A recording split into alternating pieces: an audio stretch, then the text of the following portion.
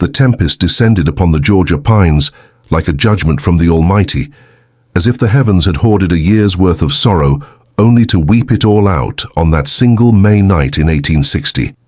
The red clay trails that carved through the deep woods turned into violent, muddy rivers within the hour, swallowing footpaths, tearing down rotting fences, and drowning any landmark that might guide a lost traveler through the suffocating dark. Cora clutched the frayed cotton bundle to her chest, squinting against the deluge as she tried to make out the road ahead. Heavy drops lashed her skin like icy switches, and her bare feet sank into the thick mire that seemed determined to anchor her there, swallowing her ankles as if the soil itself knew her station in life and meant to claim her. She was 24 years old, and she had known since she was a little girl that this earth was not made to offer her rest. Since the tender age of 6, when she was torn from her mother's arms in the yard of Riverbend Plantation and sent to serve in the big house of another estate, Cora had grown intimately acquainted with the bitter taste of utter disregard. She knew the heavy gaze of men who weighed a human body the same way they appraised livestock at the county fair. She knew the hollow silence an enslaved woman had to bury deep inside her chest, guarding it like a treasure, because that silence was the only thing on God's green earth that truly belonged to her. Tonight, however, she carried something else: the paper. It was a folded parchment that Mistress Josephine, Master Anthony's wife, had shoved into her hand before waving her off into the storm like one might swat away a bothersome gnat. "Make your way to Willow Creek," the mistress had declared. "My cousin Clarice is in need of a proper housegirl, and you've grown far too old to linger around here where your uncle can't bear the sight of you." Those sharp words rattled around in her skull, blending with the roar of the rain and the thunder that rattled the very marrow in her bones. It meant another plantation, another big house, another labyrinth of unspoken rules she would have to memorize quickly, for an enslaved girl who learns too slow pays the debt with the flesh of her own back. Cora had lost track of how many properties she had been traded between since her mother vanished, always accompanied by the hollow promise of a kinder master, a softer mistress, or lighter toil. Those promises were dust in the wind. At the last estate, the mistress swore to sign her free papers if she agreed to be given to a 50-year-old widowed overseer, a man whose eyes tracked the bondswomen with the same hunger he reserved for slaughtered hogs. Cora had refused the only way a captive could, by running before the unholy union could be sealed. And so here she stood, swallowed by a squall, clutching a piece of paper that commanded her where to march, but offered no promise that a roof would welcome her once she arrived. A jagged flash of lightning tore the sky wide open, painting the drowned landscape in a pale, ghostly light. In that fractured second, Cora spotted a sturdy oak fence and a heavy gate painted a faded blue, matching the exact description on the parchment. Driven by the desperate ache in her bones, she pushed through the gate, feeling a fleeting gasp of relief at having finally reached her destination. She waded through the flooded wagon trail for a few more minutes, until the silhouette of a grand house loomed through the blinding rain. It wasn't the gaudy, pillared mansion of an arrogant cotton king, but a formidable structure of fieldstone and heart pine that looked as though it could weather 100 storms. Dark wooden shutters stood stark against the whitewashed walls, and a wide, sweeping porch wrapped around the entire manor. A single oil lantern burned steady near the front door, cutting through the deluge like a lighthouse beacon, and Cora dragged her feet toward it as if it were the only truth left in a world built on lies. Soaked to the bone and shivering violently, she froze at the bottom of the porch steps. An enslaved girl did not knock on the front door of the big house. Tay bondswoman was supposed to circle around to the back, to the slave quarters, to the mud and the shadows where she belonged. But the rear of the property was a wall of blackness, and she didn't know the layout of this land, didn't know where the cabins were, or if there were any at all. Before she could make a choice, the heavy door groaned open. Cora found herself staring, not at a sour-faced mistress or a whip-toting overseer, but at a tall, broad-shouldered man observing her with piercing green eyes that caught the lantern light like a wildcat's. He looked to be in his early 50s, silver threading the temples of his hair, his face weathered by fierce sun and hard labor. He wore a simple homespun shirt and sturdy trousers, lacking the ostentatious pocket watches and silk cravats favored by the wealthy planters. "Can I help you?" The man's voice was a low, unhurried rumble, as if the raging tempest behind her was nothing more than a passing morning mist. Cora swallowed the lump of fear in her throat, keeping her eyes pinned to the floorboards as the law of the land demanded. "Begging your pardon, sir. I'm looking for Willow Creek. I am Cora, belonging to Mistress Josephine. She sent me over to serve Miss Clarice, her cousin," she added, her voice trembling. The man studied her for a long moment, and Cora didn't dare lift her gaze, waiting for the inevitable lash of his tongue. The quiet of a white man could mean 1,000 terrible things, and a bondswoman learned to read that silence the way a sailor reads a darkening horizon. But his next words nearly knocked the breath out of her. "This here is Oak Ridge," he said softly. "I don't know any Clarice in these parts, but in this downpour you must have lost your way. The roads are entirely washed out. Step inside before you catch your death." Cora's head snapped up, her eyes wide, certain the thunder had played a trick on her ears. There was no command in his tone, only an invitation, something as unnatural to her as watching the sun rise in the western sky. "With all due respect, sir, I can't be coming through the front." "Don't be foolish," he interrupted, his voice laced with a gentle firmness. "This house holds no rules for a soul drowning in a storm. Come in." And that was how Cora, an enslaved girl caught in the limbo between masters on a torrential night in 1860, crossed the threshold of the Oak Ridge big house for the very first time. The rich, radiant heat of a roaring hearth wrapped around her instantly, chasing the bitter cold from her bones. The air was thick with the scent of roasted meat and chicory coffee, filling the parlor in a way she had never experienced in a white man's house, because this aroma carried no trace of terror within it. Every big house she had ever known smelled faintly of blood and fear beneath the polished wax, a stench that no open window could ever scour clean. But not here. "I am Colonel Arthur Pendleton," the man said, pushing the heavy door shut against the howling wind. "I've run this land for over 20 years. Cora squeezed her damp bundle against her chest like a shield of armor. "Cora," she whispered back, offering no surname, because property has no family name. Colonel Pendleton nodded, showing no trace of judgment. "There's a small room off the back hall where you can dry off and rest your feet. Come back to the kitchen when you're ready. I'll have something warm waiting." Kindness unattached to a threat was so foreign to Cora, she stood paralyzed. Having spent her life paying for every meager scrap of charity with double the labor or forced silence, she braced herself, waiting for him to rattle off a list of chores or curse her muddy footprints. But he simply gestured down the corridor and vanished into the kitchen, granting her something she had never owned: privacy. The room was humble but spotless. It held a narrow bed covered in a hand-stitched quilt, a porcelain wash basin, and a candle flickering in an iron sconce.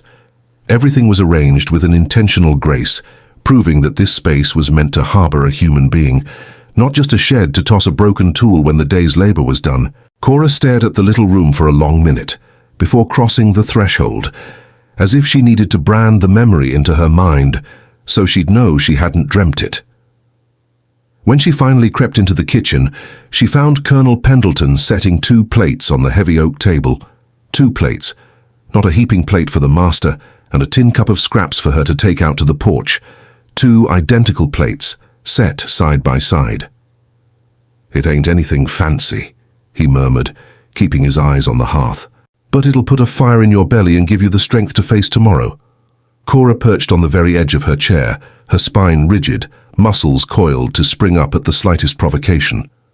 The meal was simple but rich: thick slices of cured ham, roasted potatoes, and stewed greens, all seasoned with a heavy, careful hand. She could not recall the last time a living soul had cooked a meal specifically for her. Down in the quarters, the women took turns stirring a communal cast-iron pot, filled with whatever gristle the big house threw away. Here sat a full, untouched plate, prepared for her, as if she were a woman who actually deserved one. "Do you live out here all alone, sir?" she dared to ask after the silence stretched. The colonel took a slow sip from his tin cup before answering. "For a good few years now," he said flatly. "Got field hands tending the crops and the livestock, but they keep to their own cabins by the creek. Up here in the main house, it's just me." He offered no further details, and Cora knew better than to pry. The rest of the supper passed in a thick quiet, But it wasn't the suffocating silence of punishment or disdain. It was a quiet born of mutual respect, an absence of words that simply hadn't earned the right to be spoken yet. When the plates were empty, Cora instinctively stood to clear the table. "Leave it be," the colonel said, his tone firm but devoid of cruelty. "You're bone-tired." "But you gave me a roof and a hot meal," she protested softly, "and the sweat of my brow is the only coin I have to pay you back." The ghost of a smile tugged at the corner of the man's mouth, and he offered a slight nod. Together, moving in a synchronized, wordless rhythm, they cleaned the kitchen. Outside, the storm was whipping itself into a frenzy. Thunder made the window panes rattle in their frames, and the wind shrieked through the floorboards. "With the sky spitting like this, nobody is moving anywhere come morning," Colonel Pendleton observed, staring out into the blackness. "The creek roads will be pure sludge. You make yourself at home until it's safe to travel." Cora nodded, a heavy knot of gratitude and dread twisting in her gut. She was safe for tonight. But what hell awaited her at the end of the road? Would Willow Creek be any different from the rest? And what if she couldn't even find it? "I thank you for your Christian charity, Colonel," she finally whispered. "I don't know how to repay it." "Ain't nothing to repay," he replied evenly. "No man worth his salt leaves a lost soul out to drown in a storm." With that, he bid her a good evening and retired to his own quarters. Lying in the narrow, clean bed, Cora listened to the rain drumming against the tin roof. She marveled at the bizarre turn the evening had taken. Hours ago, she was trudging toward another plantation, where she'd likely be worked like a rented mule. Now she was sheltered by a stranger who fed her a whole plate of meat and wished her a good night as if she were a woman who was entitled to one. For the first time since she was a child, she did not fall asleep terrified of the dawn. Something fundamental had shifted in the universe that day, even if she lacked the vocabulary to explain it. It was far too soon to give the feeling a name. Cora woke to the crowing of a rooster and the sharp, dark scent of boiling coffee. For a terrifying second, she forgot where she was, staring blankly at the stone walls, the muslin curtains, the soft mattress beneath her. Then the memories of the night before washed over her like a gentle tide, vastly different from the violent reality that usually ripped her from her sleep. She swung her legs out of bed and peered through the glass. The outside world was a ruin. The tempest had churned the lush fields into a sprawling sea of red mud. Little streams that were usually dry gullies had breached their banks, swallowing the lower pastures. Heavy oak fences had been splintered and washed away, and massive pine branches littered the yard like the skeletal remains of some great, fallen beast. She dressed in a hurry and stepped out of the room. Colonel Pendleton was already moving about the kitchen, preparing breakfast with the economic, thoughtless grace of a man who had fended for himself for a long time. "Morning to you," he called out, noticing her shadow. "Hope the thunder didn't keep you awake." "I slept better than I have in years," Cora answered honestly, instantly regretting her loose tongue. Because a bondswoman was never supposed to reveal the depths of her past misery to highlight a present comfort. But the colonel merely nodded, as if her confession was the most natural thing in the world. "Take a seat. Coffee's boiling." When breakfast was finished, the colonel pulled on his boots to survey the damage across the acreage, leaving Cora entirely alone in the big house for the first time. There was no chore list nailed to the doorframe. There was no sharp-eyed mistress waiting for her to drop a plate. There was only a profound silence and enough breathing room to fill her lungs. She wandered the halls with careful reverence, like a peasant exploring a king's abandoned palace. In the main hallway, a row of framed daguerreotypes caught her eye. Photographs were a rare luxury in any big house, a testament to a family that had enough coin to buy the silver plates and enough pride to frame them. Most of the images featured a younger colonel standing beside a woman with sweeping dark hair and a smile that radiated warmth, a woman Cora guessed was his late wife. Several frames held the image of a little girl sharing her father's striking green eyes. As the pictures progressed, the girl grew into a young woman. One photograph in particular drew Cora in. The girl, now fully grown, stood before a grand brick boarding school in Philadelphia, her arms wrapped around her parents. A date was etched in the corner, but Cora's eyes couldn't make sense of the numbers, having never been taught how to read them. There were no recent portraits of the girl, nor of the colonel's wife. But what truly anchored Cora to the floor was the parlor. An entire wall was consumed by a massive oak bookshelf, groaning under the weight of hundreds of books, something she had never witnessed in a planter's home. These volumes looked battered and red, not locked behind glass to impress visiting gentry. She crept closer, letting her calloused fingers trace the gold-embossed spines. She couldn't read a lick of it, like nearly every enslaved soul in the South. The laws of the Confederacy made it a whipping offense to teach a slave their letters, though whispers told of those who defied the law in the dark. Yet, the sheer presence of the books pulled at her, the rough texture of the paper, the solemn leather bindings, the staggering thought that inside those pages lay entire universes she would never be allowed to step foot in. "You have a fondness for books?" The colonel's voice broke the silence, making her jump. He stood in the doorway, his face unreadable. "Begging your pardon, Colonel, I never learned my letters," she stammered, snatching her hand away from the shelf as if it were a hot stove. "Never learned on account of nobody ever teaching me." A heavy pause hung in the room. "The law forbids it," the colonel muttered, more to the floorboards than to her, and the bitter edge in his voice sounded less like a man reciting the rules and more like a man damning them. "These belong to my Eleanor," he said softly, reaching out to tap a worn spine. Eleanor believed that the written word could change the world, starting with our little patch of Georgia dirt. His voice thickened when he spoke her name, the syllables heavy and laced with old grief. "She sounds like she was a mighty special lady," Cora offered quietly. Arthur nodded, his hand falling away from the shelf.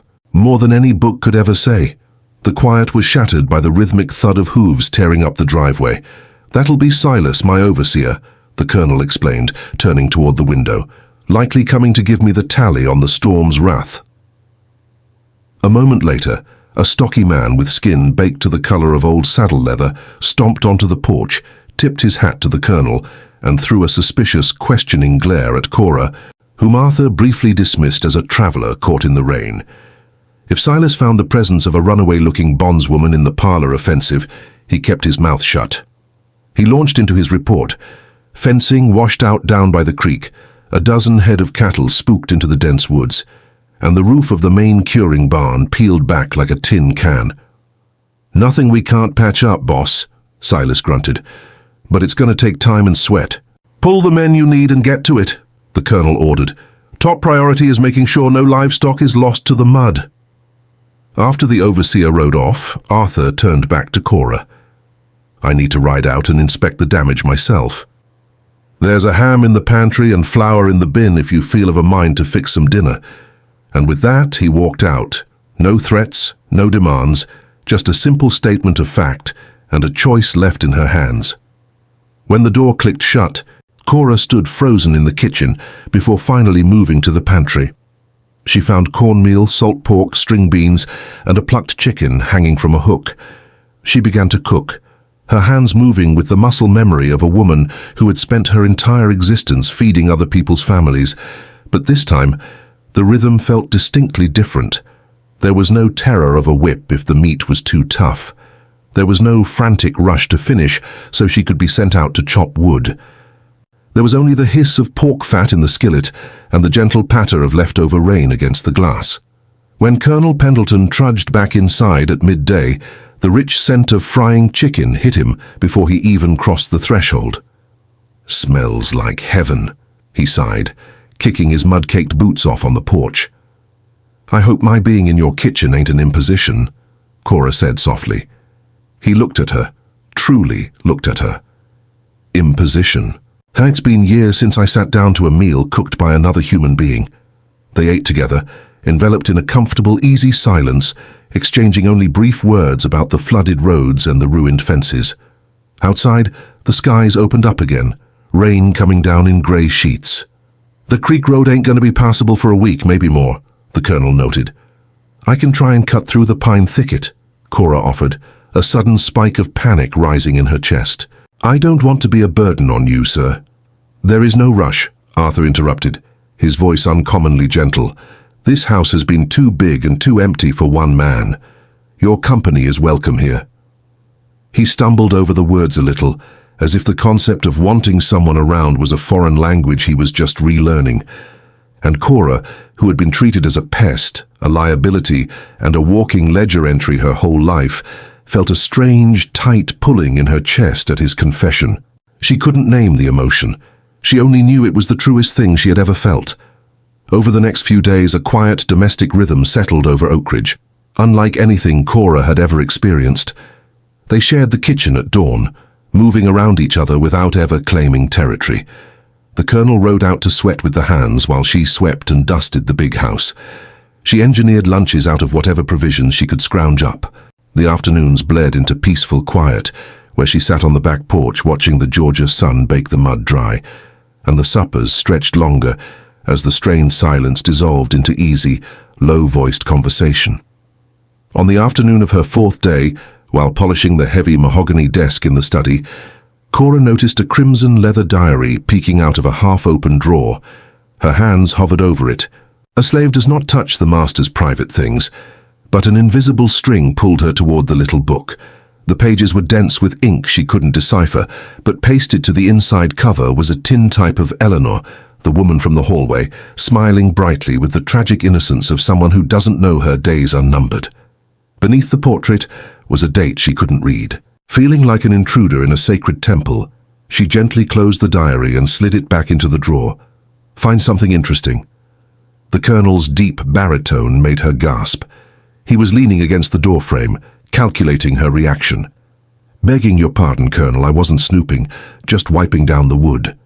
It's all right, he said, stepping into the room and lifting the book with a heartbreaking gentleness.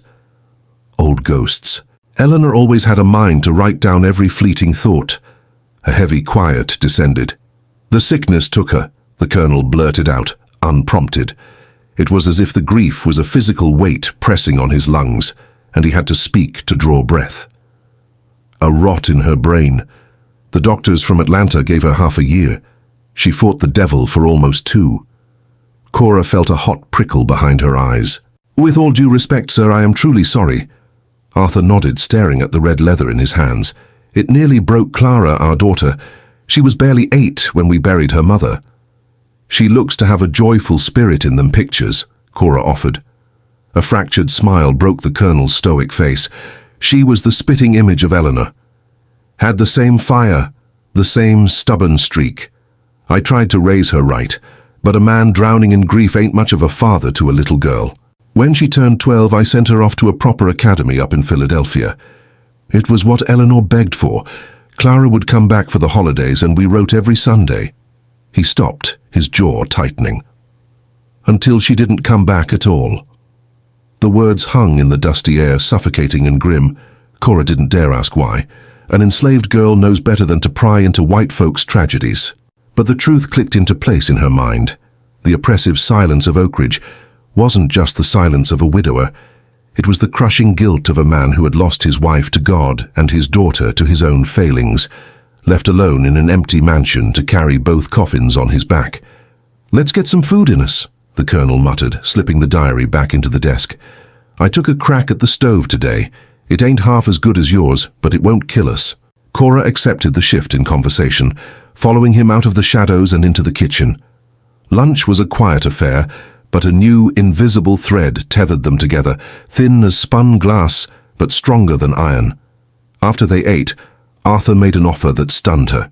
"You care to walk the grounds? The rain has finally quit and the air is breathable." They stepped off the porch, navigating the drying ruts of the wagon path. As they walked, he told her the history of Oakridge, how the land had been in the Pendleton name for 3 generations. His grandfather had bought the acreage for pennies and bled over it until it produced. His father had expanded it, and now the heavy crown of maintaining it for the next generation rested on his head. Cora caught the slight falter in his voice when he mentioned the next generation, but she swallowed her questions. They crested a gentle rise crowned by a massive, ancient southern oak, its sprawling branches draped in pale Spanish moss. Beneath its shade sat a weathered wooden bench, facing a simple white marble headstone. "Eleanor loved this hill," the Colonel whispered, stopping a few paces from the trunk. "Said she could keep an eye on the whole world from up here." She loved the way the wind sounded through the leaves. When the Lord took her, I couldn't stomach the thought of putting her in the dark earth down in the valley. She belonged up here. Cora stared at the marble, realizing she was standing on holy ground.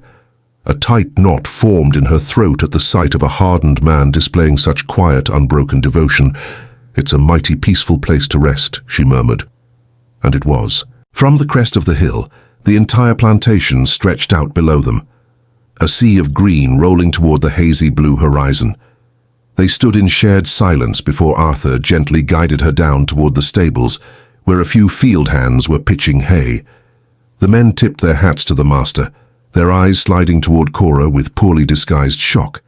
The colonel didn't flinch. "This is Cora. She's a friend staying at the house until the road's clear," he announced plainly. A slave called a friend. Cora locked that word deep inside her chest, planning to turn it over in her mind later, when she was alone in the dark. As the sun began to bleed orange over the tree line, they returned to the porch to find Silas waiting. "Colonel, the county boys fixed the creek bridge. Roads packed down tight enough for a wagon." "Excellent," Arthur replied. When the overseer tipped his hat and vanished, the colonel turned to Cora. A heavy, calculating look darkened his eyes.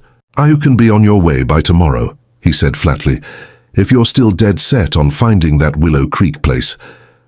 The reality of leaving should have brought a sigh of relief, but instead it felt like a physical blow to her ribs.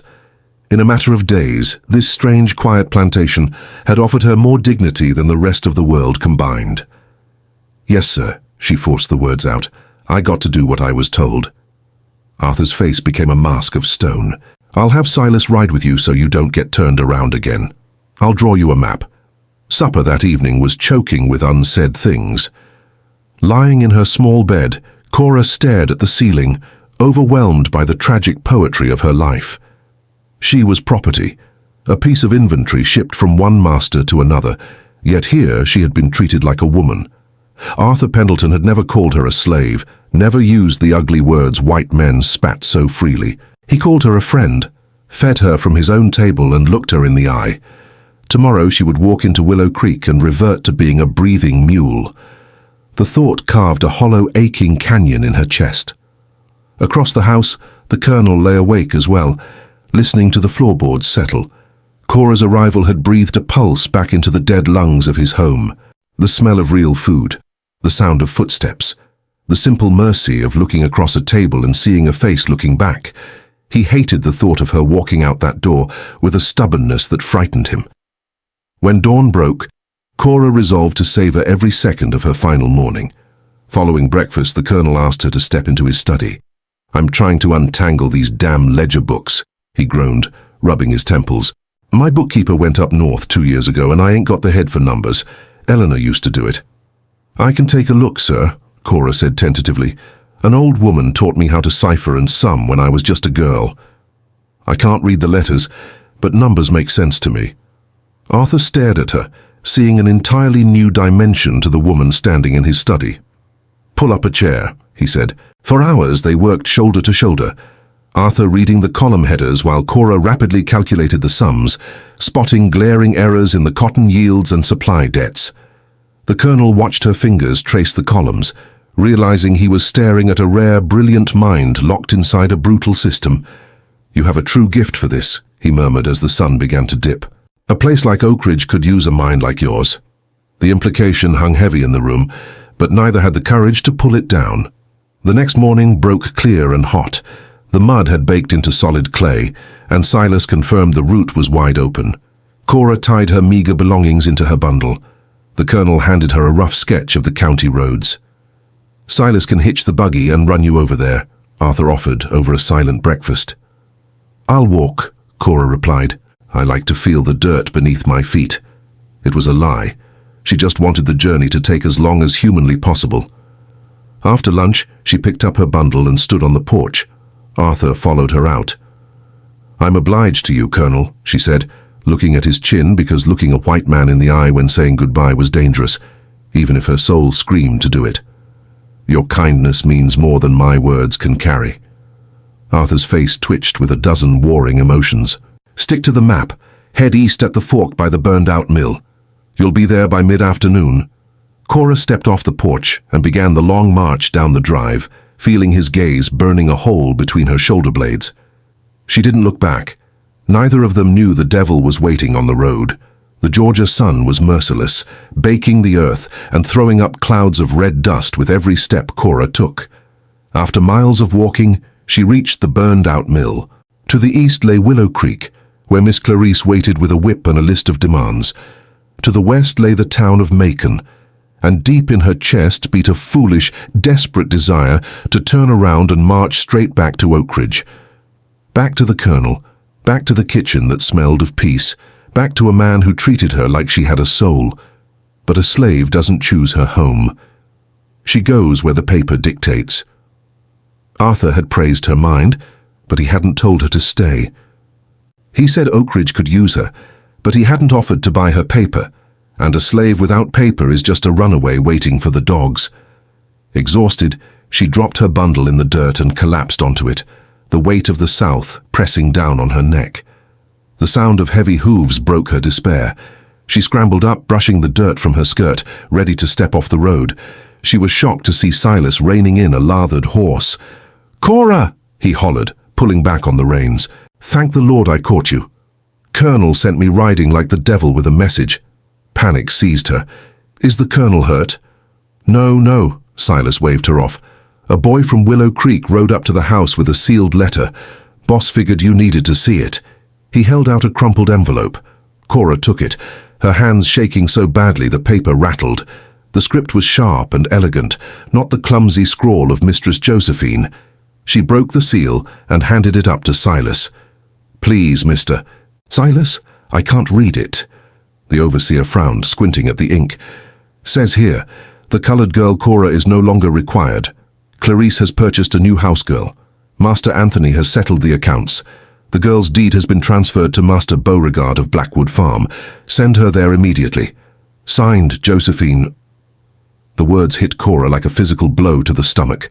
Traded again, sold like a sack of grain without a single word of warning. Master Beauregard. Every enslaved soul in the county knew that name. Blackwood Farm was a death camp, a place where slaves were worked into the grave and whipped for bleeding. "Bad news?" Silas asked, seeing the blood drain from her face. "Just a change of route," Cora choked out, desperately trying to keep her knees from buckling. "Where are you headed now?" Silas asked. It was the question of the hour. Going to Blackwood meant a slow, agonizing death. Running meant the patrollers, the hounds, and the branding iron. "I don't know," she whispered, the sheer hopelessness of her existence crushing her. Silas scratched his jaw, looking uneasy. "Ain't my place to speak on white folks' business," he muttered. "But the boss looked like a man who took a bullet to the chest when you walked off. Ain't seen him look that hollow since the letters from his girl stopped coming." "Clara," Cora whispered. "Yeah, Clara." Silas nodded. That girl was the only sunshine left in that house. But 4 years back she had a terrible row with the Colonel. She wanted to go off to Boston, then over to Europe. Boss wouldn't hear of it, said her place was on the land. They screamed till the walls shook. Next morning she was gone, left a note on the table. Boss has been a ghost ever since. The revelation hit Cora hard. Arthur wasn't just mourning his wife. He was a man drowning in the guilt of driving his own daughter away. He was carrying the ghosts of 2 women. "I don't know why my tongue's wagging," Silas sighed, "but you brought a spark back to Oakridge. The whole crew saw it."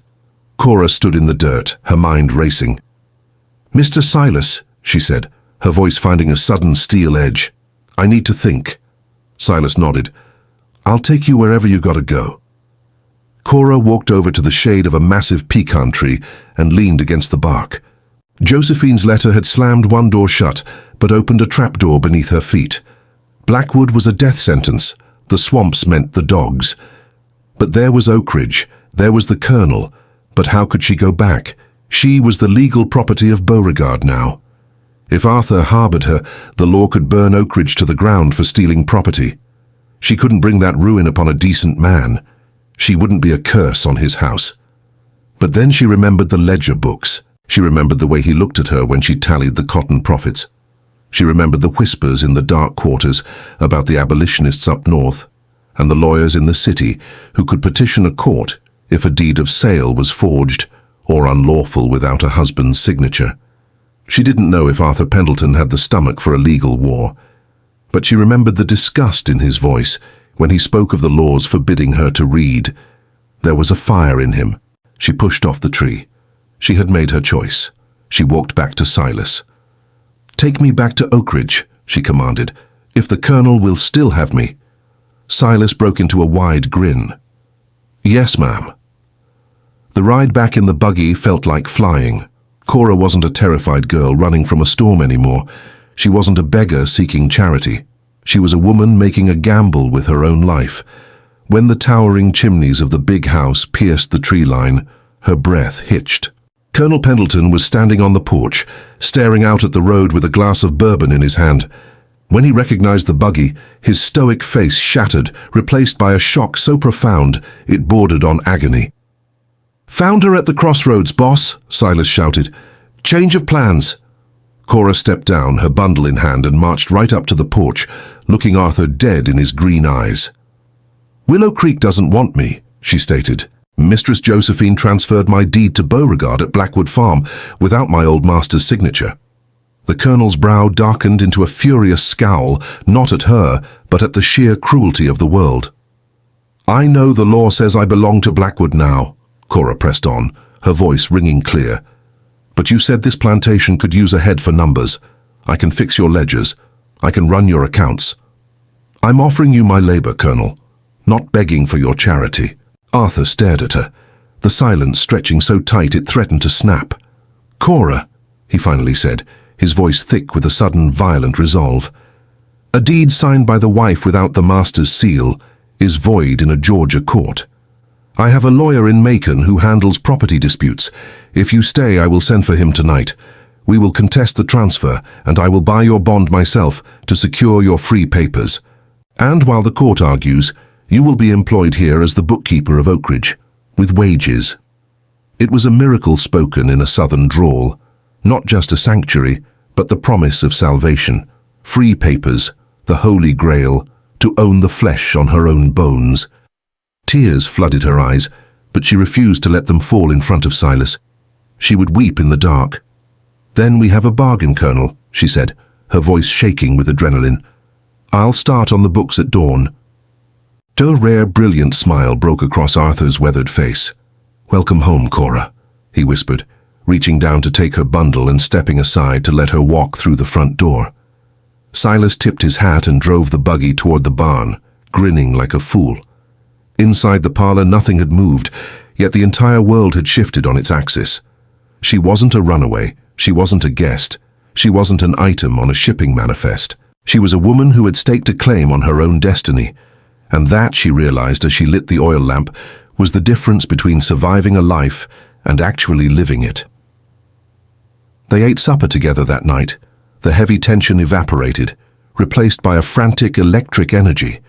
They laid out the battle plan, the ledgers, the lawyer in Macon, the legal loopholes of Josephine's cruelty. Arthur spoke to her as an equal, a partner in a dangerous game, entirely ignoring the reality that the society outside their door would lynch him for treating her with such reverence. "The room off the hall is yours," he declared, "or you can take one of the upstairs suites." "The room off the hall is just fine," Cora smiled. "It already feels like mine." And it did. The mattress had already memorized the shape of her body, waiting for her to come back. 3 months drifted over Oakridge. The brutal summer heat broke, giving way to the crisp golden light of autumn in the deep south. Inside the big house, the transformation was nothing short of a resurrection. The suffocating silence of Arthur's grief was gone, replaced by the rustle of turning ledger pages, the smell of fresh biscuits, and the occasional booming laugh from the colonel that seemed to surprise even him. Cora took the reins of the plantation's finances with a terrifying efficiency. The field hands, who had initially watched her with deep suspicion, quickly learned that she was the iron spine holding the estate together. Silas stopped taking his yield reports to Arthur and brought them straight to her desk. If the workers needed new boots or extra rations, they knew to knock on Cora's door. Down in Macon, Arthur's lawyer had filed the injunction. Arthur paid the exorbitant legal fees in cash, never once holding it over her head as a debt. "It's the right thing to do," was all he said when she tried to thank him, refusing to discuss it further. Under Cora's hand, Oak Ridge turned a massive profit. She streamlined the cotton shipments and negotiated higher prices for the Colonel's prized pecan harvest, an endeavor he had neglected for years. Between them, the dynamic shifted into something deep and dangerously unspoken. The professional respect melted into a fierce loyalty. They lingered over the dinner table for hours. Arthur would read aloud from Eleanor's books while she mended shirts by the fire. On warm evenings they sat on the porch, sipping sweet tea and watching the fireflies, saying everything that needed to be said without speaking a word. They never spoke of the tragedies that had scarred them, operating on a silent pact to fiercely protect the fragile peace they had built. Until the afternoon, Silas rode up from town with the post. Cora was knee-deep in supply invoices when Arthur walked into the study, looking as if he had seen a ghost. His face was a battlefield of terror, hope, and absolute shock. He clutched a thick envelope bearing foreign postage. "It's Clara," he rasped, his hands trembling. "My girl." Cora's stomach dropped. Over the past 3 months, Arthur had barely mentioned his estranged daughter. Everything she knew came from Silas's gossip. "Where is it from?" Cora asked softly. "London," he breathed, staring at the ink. "The postmark says London." Cora stood up, smoothing her skirt. "I'll leave you to your piece to read it." "No," Arthur commanded, his voice cracking. "Stay, please." The vulnerability in his eyes anchored her to the floor. She sat back down as he carefully broke the wax seal, terrified he might tear the fragile pages. He read in agonizing silence. Cora watched the muscles in his jaw twitch as he cycled through devastation, relief, and finally, a profound, weeping grace. He folded the letter and pressed it to his forehead. "She's been in London for 2 years, he whispered. "Before that, Boston, then New York. She's studying literature. Got herself mixed up with a professor from Massachusetts. She's alive. She's well." He wiped a tear from his cheek, exhausted by the weight of 4 years of terror. "She says it took her this long to write, because she had to prove she could survive without my money, and she had to find the grace to forgive me, and forgive herself. She wants to come home next month. Wants to bring this William boy to meet me."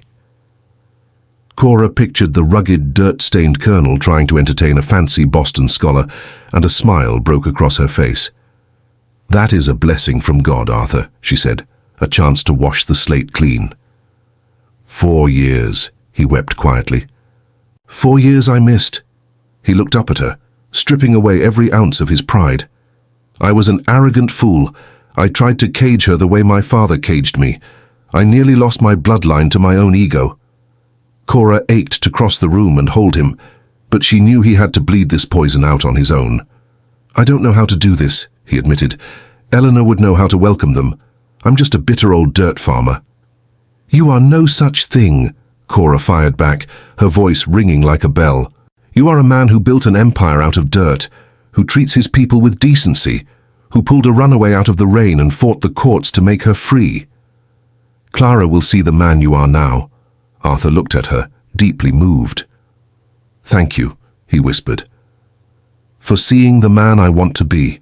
That night, Arthur locked himself in his room to draft his reply, leaving Cora to stare blindly at the ledgers. Clara's return was a thunderclap. It changed the entire board. Cora had carved out a kingdom for herself here, proving her worth. But when the rightful heir returned, where would that leave the bondswoman? Would Clara see her as a squatter, a slave playing lady of the house? And deeper still was the terrifying truth Cora refused to look at in the light of day. She was hopelessly in love with Arthur Pendleton. The gratitude for her rescue had long since mutated into a fierce, consuming devotion. She loved his quiet strength, his hidden humor, his relentless pursuit of justice. She loved the way he commanded a room without raising his voice. She caught herself searching for his approval, her heart hammering against her ribs when his boots echoed in the hall, dreaming impossible dreams of what it would be like if he looked at her as a woman and not a crusade. But the chasm between them was an ocean of blood and law. She was a slave fighting a paper war for her freedom. He was a southern colonel, a master of the earth. Society had a rope and a torch for what she was feeling. Suffocating in the study, she slipped out the back door to breathe the night air. The evening was thick and sweet, heavy with the scent of magnolias and damp soil. She wandered up the hill toward the great oak. In the silver moonlight, she saw Arthur sitting on the wooden bench, staring at Eleanor's headstone, whispering to the marble. "I'm sorry," she gasped, taking a step back. "I didn't mean to intrude." "Stay," he said, echoing his plea from earlier. "Sit with me." She approached with caution, sitting on the far edge of the bench. They sat in the dark, listening to the wind rustle the Spanish moss. "I talk to her when the quiet gets too loud," Arthur said. "I reckon it makes me look insane." "It makes you look like a man who loved deeply," Cora corrected gently. Arthur nodded. "I told her about Clara's letter, about this William boy, about how our girl conquered the world, just like Eleanor swore she would." He took a ragged breath. "And I told her about you." Cora's heart stopped. "About me?" "I told her how you took a dead plantation and made it sing," he said. "How you brought the light back into this tomb. I ain't saying this to make you blush," he hurried on, "but with Clara coming home I realized I'm running out of time to speak the truth." "You saved my life, Arthur," Cora said, her voice shaking. "You put a roof over my head. You are fighting the devil himself in court for my freedom. How could I not be grateful?" "I don't want your gratitude, Cora," he said, turning to look at her, his eyes burning with a desperate, quiet fire. The implication hit her like a physical blow, a truth so massive and dangerous neither of them dared to speak it out loud. The world wasn't ready for it. They weren't ready for it. They walked back to the big house in a silence that felt entirely different, charged with static electricity. At her bedroom door, Arthur wished her a good night, his voice dropping an octave. "Good night, Arthur," she breathed. She locked the door and leaned against it, tears spilling hot over her cheeks as she finally surrendered to the terrifying truth. The next 2 weeks were a frenzy of preparation. Arthur was a man possessed, determined to make Oak Ridge flawless for his daughter's return. He hired painters for the porch, ordered new furniture, and had Clara's childhood bedroom scrubbed top to bottom. Cora orchestrated the chaos with her usual brilliance, burying her growing panic under a mountain of chores. A week before the arrival, while digging through the back of a filing cabinet in the study, Cora pulled out a yellowed envelope. That bore the seal of the Philadelphia Academy, but the seal was broken, the letter shoved carelessly into the dark, completely unlike Arthur's meticulous filing system. She took it to Silas, who could read well enough. "What's this say?" she asked. Silas squinted. "It's an official notice from 4 years ago. Says Clara won a full ride to a university up in New York." There's a note attached. "Colonel Pendleton, Clara begged us to send this directly to you, fearing your wrath. Please understand her brilliance. Signed, the headmaster." The puzzle pieces slammed together in Cora's mind. Clara hadn't just dreamed of leaving. She had secured her own escape behind her father's back, knowing he would forbid it. This letter was the spark that detonated their final fight, and Arthur had hidden it away, burying his guilt in the back of a drawer. She marched straight to the stables where Arthur was inspecting a new mare. "Colonel," she said, cutting through his conversation with the hostler, "I found this in the back of the cabinet. You need to look at it." She shoved the yellowed paper into his hands. Arthur read it, and Cora watched his spine turn to steel, his jaw locking so tight she thought his teeth would shatter. "Obliged," he choked out, turning his back to her and storming out of the barn. Arthur vanished. He didn't come to supper. Silas said he had saddled his meanest stallion and rode out toward the swamps looking like a man seeking the devil. Cora sat on the porch until midnight, keeping a lantern lit, waiting with an agonizing fear. Just past 11, the rhythmic thud of hooves broke the quiet. Arthur dismounted, threw the reins to a sleepy stable boy, and climbed the steps, looking at Cora clutching the lantern. "I kept some roast warm in the oven," she said, standing up. "I can't eat," he groaned. "We need to talk." They went into the study, lit only by the dying embers in the hearth. Arthur collapsed into his leather chair, looking 10 years older, hollowed out by his ride through the dark. "I never read it," he confessed, his voice a ragged whisper. "The night we screamed at each other, she told me about the scholarship. I thought it was a child's fantasy. A threat. I didn't know the school had officially endorsed it." He rubbed his face. "I said evil things to my own flesh and blood. I called her an ungrateful traitor to her family. She told me I was a relic. She said I cared more about dirt than her soul. And she was gone before the sun came up." He looked at Cora, and the fire in his eyes was blinding. "I won't be that man anymore, Cora. I refuse to be a tyrant who rules by fear." "You aren't a tyrant," Cora said fiercely. "The man I've known these past months listens. He builds. He protects." Arthur stood up and closed the distance between them. Cora held her ground, refusing to shrink back. "Cora," he began. "No," she cut him off, her heart hammering wildly. "Don't say it. The night is full of ghosts. Wait for the morning." "Just know this," he insisted. "When Clara walks through those doors, she will meet you not as my bookkeeper, but as the woman who saved my soul." The words echoed in the dark study. Cora simply nodded, fleeing the room before her composure shattered completely. In the sanctuary of her bed, she knew the die was cast. The morning Clara arrived, the Georgia sun was brilliant and unforgiving. Oak Ridge looked like a palace. The porch shone with fresh paint. The magnolias were in full bloom and the driveway was raked smooth. Inside, Cora had laid out a feast. Glazed ham, sweet potatoes, buttermilk biscuits. Everything Arthur claimed his daughter used to love. Arthur was pacing a trench into the parlor rug, checking his pocket watch every 30 seconds. Cora busied herself with the gravy, her own nerves stretched to the breaking point. Since their midnight confrontation in the study, they had danced around the massive, unspoken truth between them. The tension was a physical weight in the air, a storm waiting to break. The crunch of carriage wheels on the gravel sent a jolt of lightning through the house. Arthur froze in the study. "They're here, boss," Silas shouted from the yard, grinning. Arthur looked at Cora, sheer terror in his eyes. It was the panic of a father terrified he was about to be rejected all over again. "What if she hates me?" he whispered. "She crossed an ocean to see you," Cora said, grabbing his rough hands in hers. "She did the hard part. Now go." They walked out onto the porch. The carriage door swung open, and Clara stepped down. She had Arthur's height and Eleanor's grace, her dark hair pinned up in a sophisticated northern style, her green eyes scanning the property. She wore a tailored traveling suit, elegant without being garish.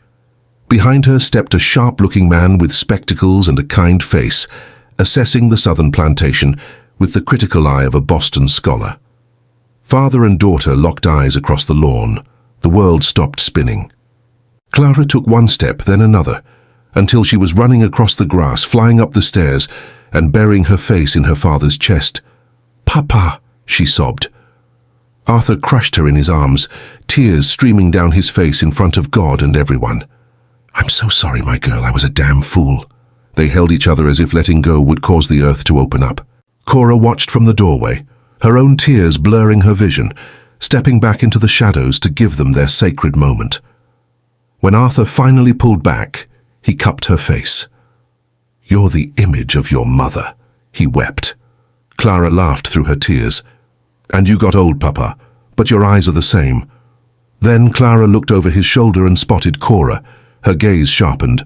Arthur turned, extending a hand to Cora. "Clara, I need you to meet Cora." He paused, searching for the right title, and landed on the only one that mattered. "She is the most important person in my life, and she is the reason this plantation didn't rot into the ground." Cora stepped onto the porch. "It's a blessing to meet you, Miss Clara. Your father talks of nothing else." Clara looked at her father, then at Cora, her sharp mind processing the dynamic in an instant.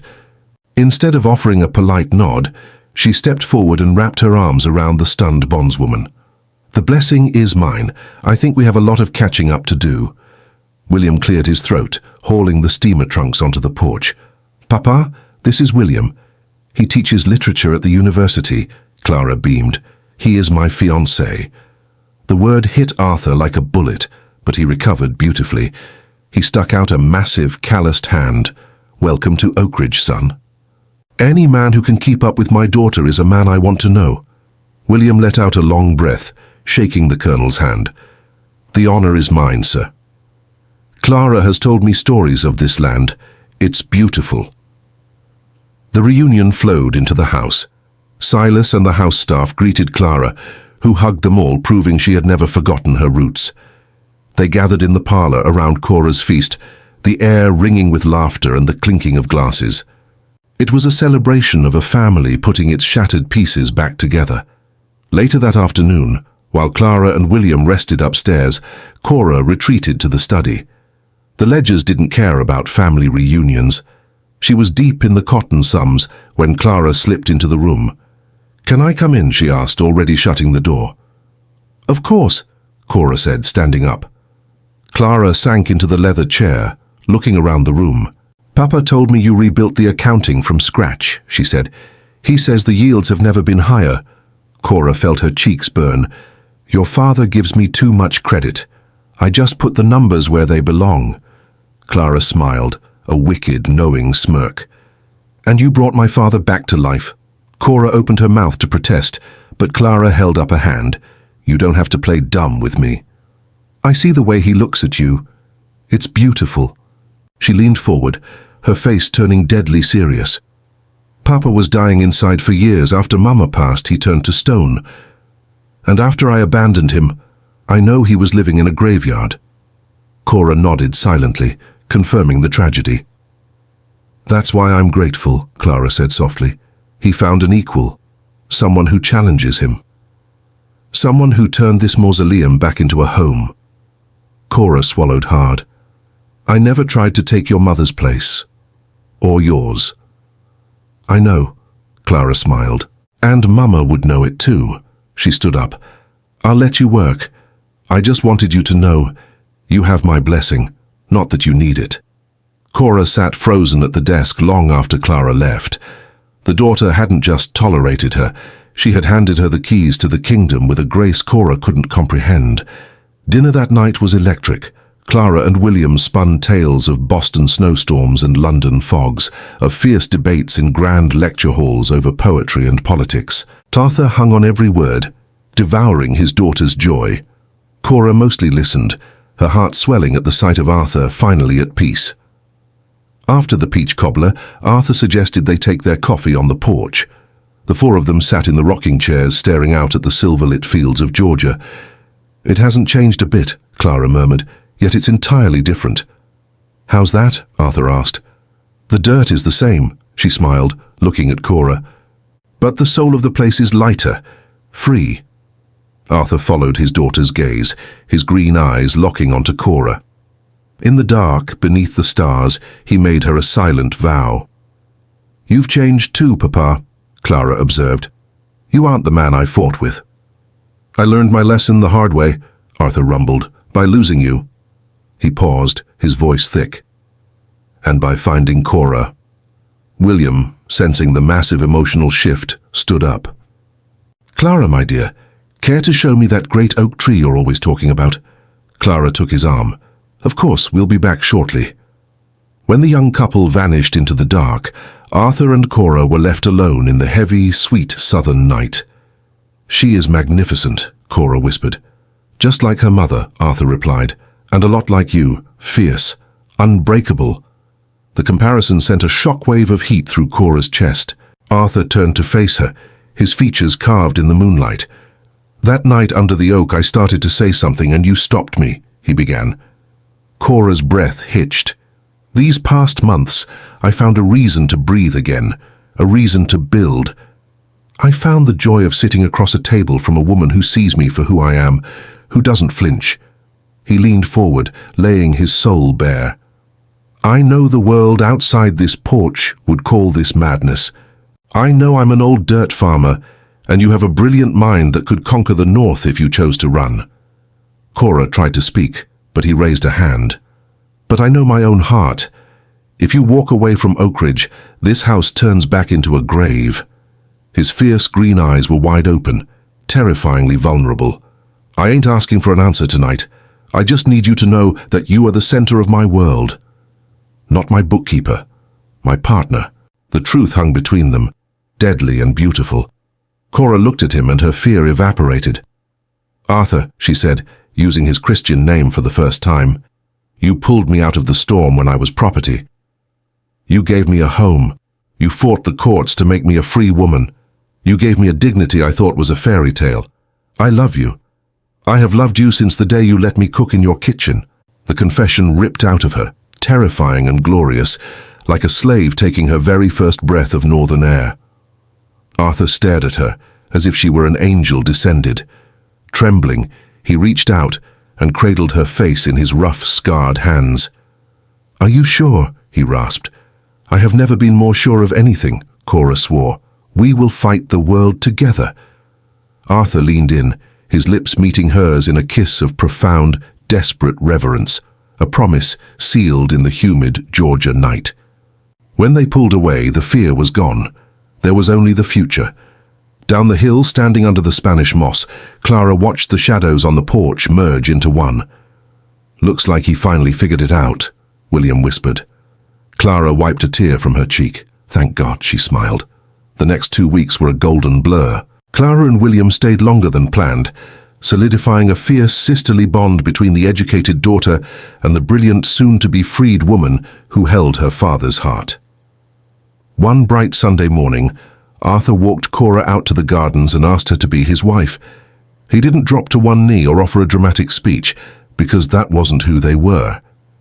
It was two survivors standing under God's sky, pledging their lives to one another in defiance of a society that would burn them for it. The night before Clara and William departed for Boston, Arthur stood at the head of the dinner table. "I have 2 declarations," he boomed. "First, as you know, Cora has agreed to marry me. The moment her free papers clear the court in Macon, we will be wed. And we will do it right here on the lawn, with every worker on this land standing as witness, and to hell with what the county thinks." Clara cheered, and William raised his glass. "Second," Arthur continued, turning to his daughter, "I am signing the legal deed of Oakridge over to you, Clara." Clara gasped. "Papa, no, I live in Massachusetts. I can't run a plantation." Arthur held up a hand. "I'm not asking you to leave your life. You are a scholar. You will hold the deed. Cora and I will run the dirt and the books. You make the final calls on the big moves." He looked at her with a fierce pride. "Oakridge is your birthright. My sin was trying to chain you to it. Now it's yours to command from wherever you please." Clara threw her arms around his neck. "Thank you, Papa," she wept, "for finally understanding." Arthur looked over Clara's shoulder at Cora. "Does that suit you, my love?" Cora beamed, honored to be woven into the fabric of the family's legacy. "It is a perfect plan. We will keep the fires burning until the next generation is ready." The year rolled on, and Oakridge thrived. The pecan groves yielded record profits, the ledgers were spotless, and the big house echoed with laughter. The legal war in Macon raged on, fueled by Arthur's relentless pressure and deep pockets, fighting the corrupt Confederate courts tooth and nail.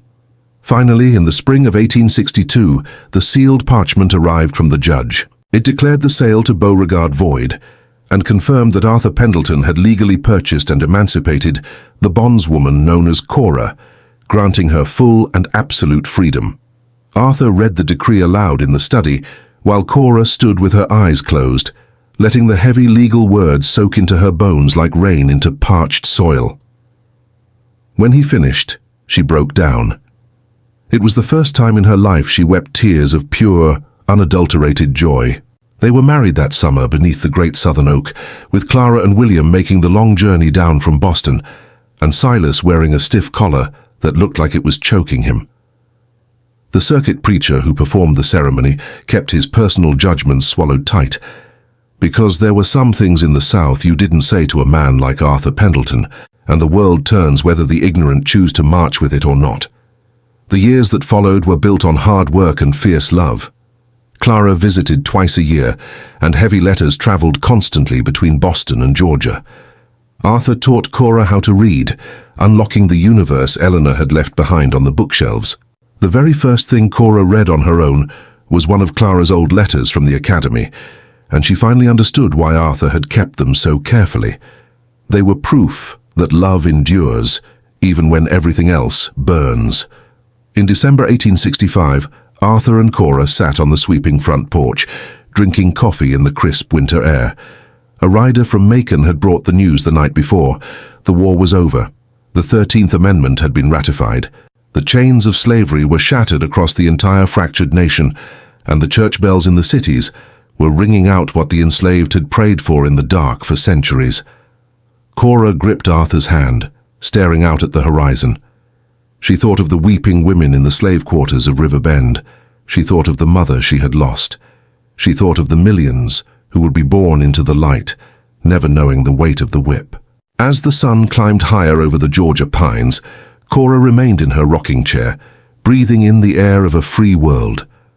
A violent storm had blown her to this porch years ago, where a man with green eyes had opened the door and told her to come in out of the rain.